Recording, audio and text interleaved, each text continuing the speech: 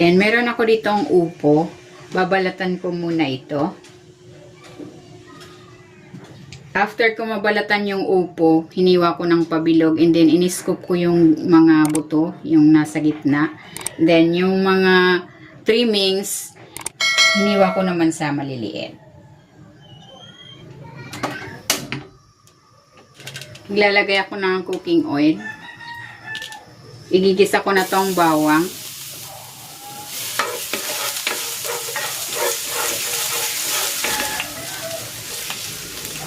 At ang sibuyas.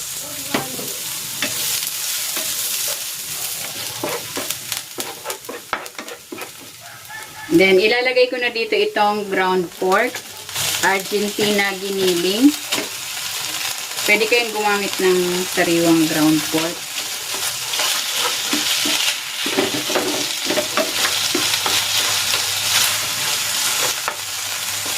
Titimplahan ko ito ng asin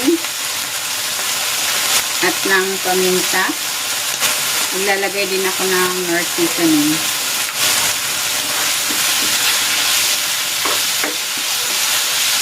Ilalagay ko na dito yung pupo.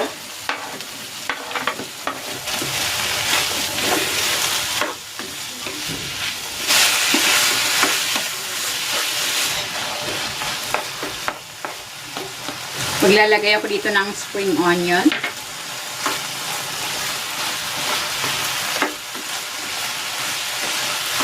Ayan, okay na ito. Hahanguin ko na. Ayan, ito na yung giniling. Maglalagay ako dito ng harina at ng itlog.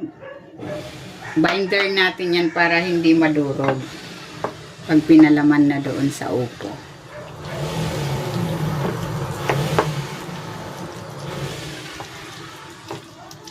Ayan, okay na ito. Maglalagay ako ng cooking oil.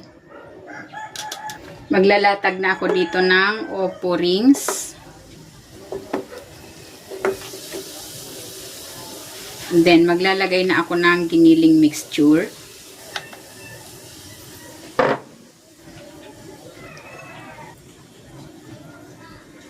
And tatakpan ko ito.